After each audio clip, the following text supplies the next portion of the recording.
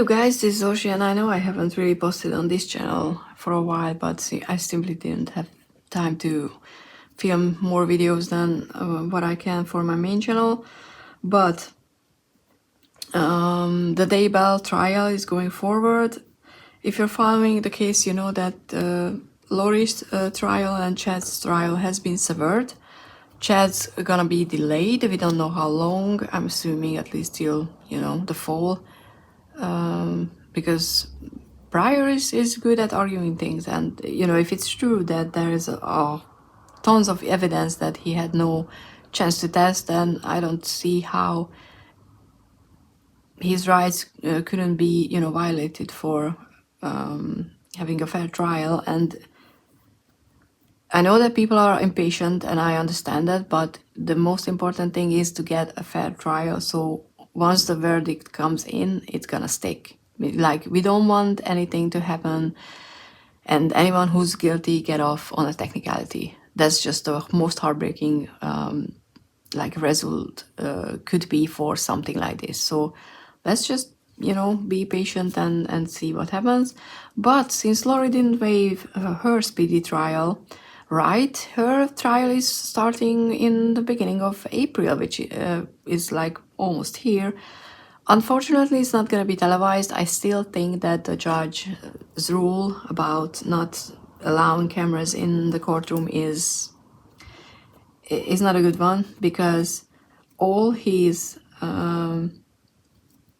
like all the result that is going to come from it is going to be big media saying whatever they want to once they leave the courthouse. You know, there's going to be sensationalized headlines, and there's going to be half-truth everywhere around, because, you know, we have no chance to actually watch what's happening in the trial. That happened to the Johnny Depp Amber Heard trial as well. There were, you know, I watched that trial from the beginning to end. I know what happened and I know who said what, but there was a lot of reporting on the trial when the big newslets were reporting something that was just blatantly false. And with a case like this, I'm assuming it's gonna be happening as well. So I'm quite sad about that, because I'm not, you know, I don't want the sensationalized answer. I want what actually happens. I want to know. I'm too invested, unfortunately, into this case for 3 years now. I want to know what happened to the children, why it happened, and who actually did what. I have my faith in East Idaho News, because they, and Nate especially, reported, I think, so very correctly and fairly about what happened so far. So if, you know, nothing more, we can get that. And if I remember correctly, we can get delayed audio, like, or maybe live even. I can't remember if the audio feed is going to be live or just, you know, will be made available the next day or something like that, which I think is still better than nothing.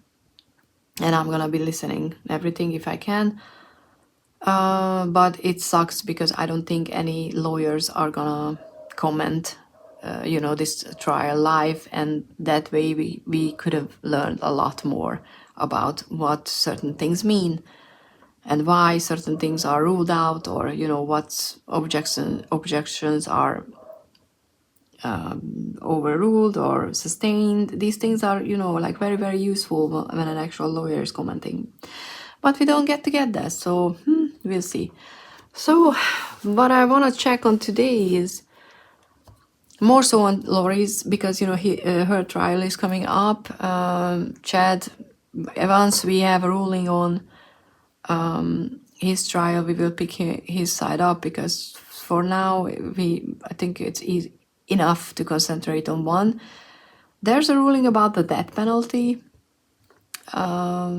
if it's gonna get off from the table or not. So I don't know, I think that's okay to check on that, to see. I don't even know when the ruling is coming, but soon. I hope not, it's not out yet, but I remember next week, I think, is the deadline for that, for the judge to rule on things. But let's see what to expect. And you know, these are always good exercises to come back and see how we interpreted the cards, what we saw in the cards, were those things actually there, or it's our internal bias. I think it's very good for any tarot reader to have a chance to check up on readings when, you know, it's not a one-on-one. Okay. Knight of Swords and Temperance. Oops, that's too much. Knight of Swords and Temperance.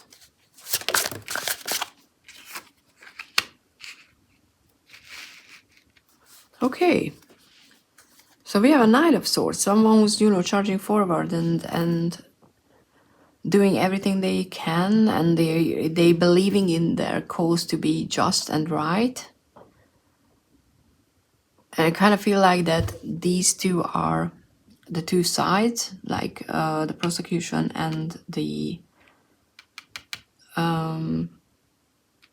defense, and this is the judge being there to find balance between the two ideas, two opinions. And you know, the defense is kind of celebrating, or have the not necessarily celebrating, but you know, Three of Cups, it's about emotional, okay, not necessarily celebrating, but you know, we often read the Three of Cups as celebration, but it's a support system. It's a group that is close to. So I kind of feel like there's gonna be, I don't necessarily want to say that the death penalty is going to get off the table, even though I kind of feel like it, but that there's gonna be, the judge is going to find a way to balance things out between the two sides, and the defense is gonna be more happy about the result, because I kind of feel like that the prosecution wants to charge forward, wants to move forward and then just do things. But you know, when you're in this headspace, you often forget that you can still make mistakes. And you know, especially the knights who are still learning things, you know, there are things to learn and navigate. So, okay, interesting. We will see. I'm quite curious, you know, coming back to see what the actual ruling on that will be. Because if, you know, that the penalty is not off the table, then what is it that they are still celebrating, they can be happy about, or, you know, support, or is it more about the support system side?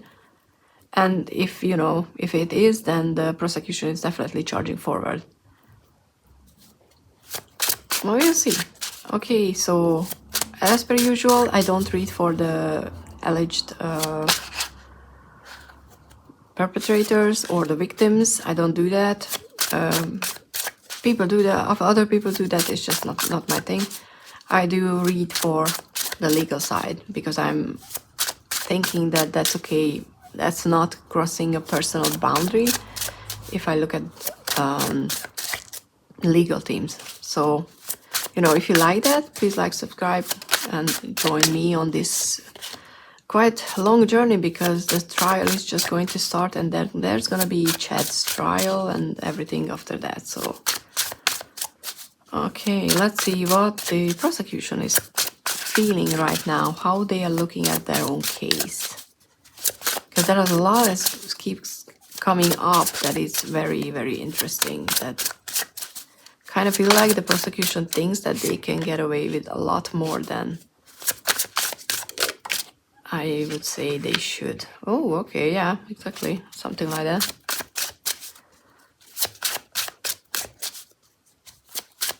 Kind of not surprised by the Tower.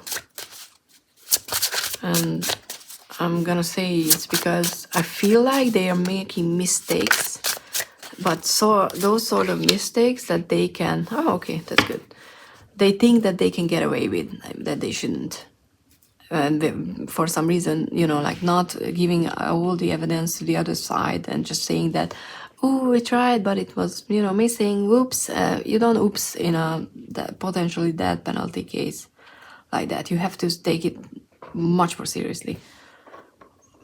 I'm not saying they don't take it seriously. I'm just saying that sometimes their emotions can take over, which is not a good thing when, you're prosecuting someone. But I understand we're all humans. So prosecution is kind of in this, everything is fine. We're victorious, and we're happy. We're having a good time, so to speak, because we have everything that we want. They are very happy with how things are, but then there's gonna be something like happening that will bring down a little their foundation. It's gonna be shaking their foundation a little. So that's gonna be something that's doesn't go as well as expected. And how I read the Tower is always just trying to build something because you really want to build it like a sandcastle. But even though you know that the foundation is not stable, you're just ignoring that because you're just concentrating on the new levels and the new, like additions to the castle, even though you should go back and fix your foundation first. And you do this until life is just like, okay, it's not working. Let's just shake things up a bit. Shake things up a bit. I just merged bit and little, and that became Beetle. But we also have the Ace of Pentacles after that. So even though there's some shaking ups, there's some rearranging things, they're gonna get a very good start or opportunity coming out from this one. So for the prosecution, it's actually a good thing to go through this before the trial, I think, because it will solidify their case. It can help for them to get rid of information that might not be good, or strategy that might not be useful for them.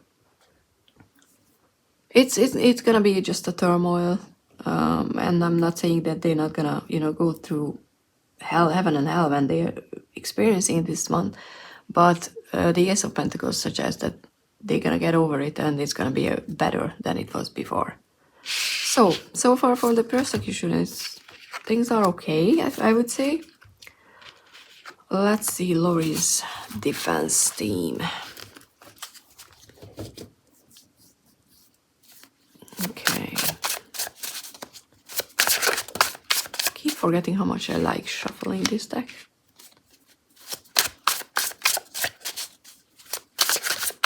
King of Pentacles, interesting. All the kings are, very stable. King of Pentacles also means money, so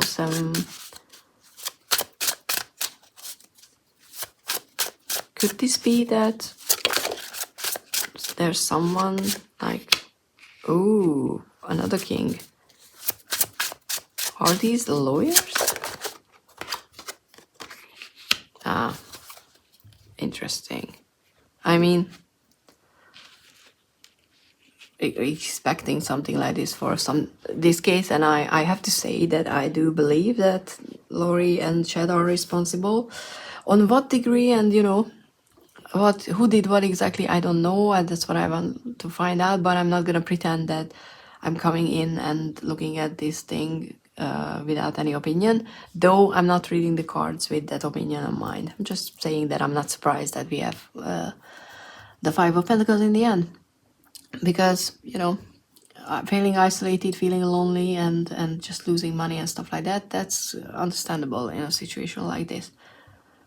But it's very interesting that we have the King of Pentacles and the King of Swords,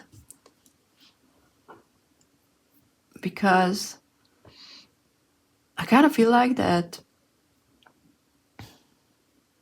these are the lawyers. They are confident in what they are doing. They have the means, they have the logic, the intellect.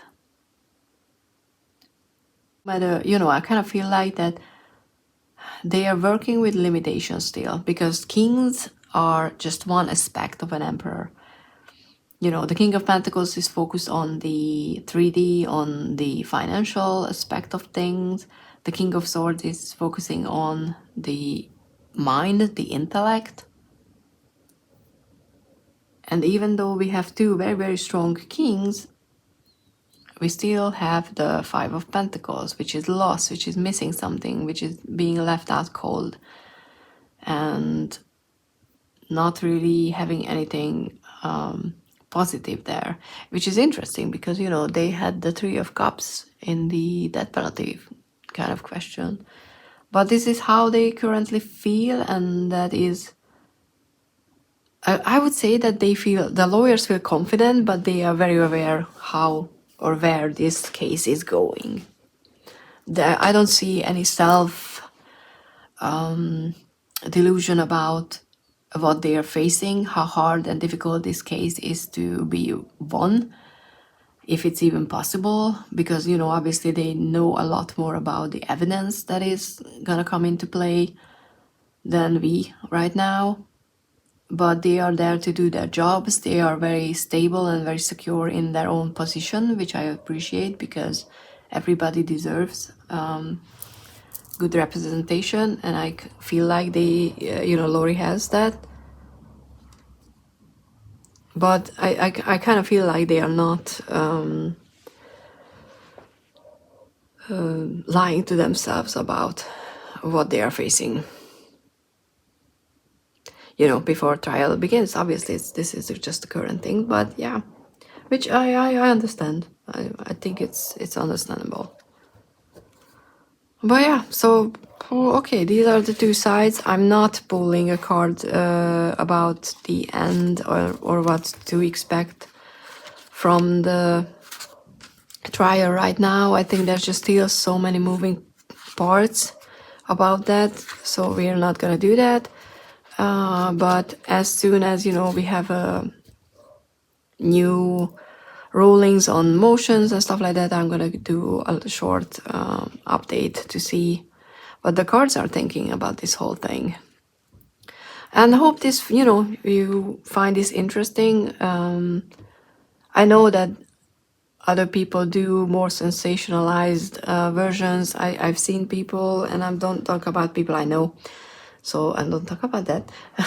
But I know that there are other people who do readings for the deceased, for, you know, the people on trial. I don't see the point in that. I don't think that I can learn anything from that, because, you know, we can never ask them what they thought about it when they did this. There's going to be a theory that we're going to hear about certain things, but I'm also much more interested in justice getting done. So these readings are there for that. So if you enjoyed that, please like, subscribe, comment down below, and see you in the next one. Bye.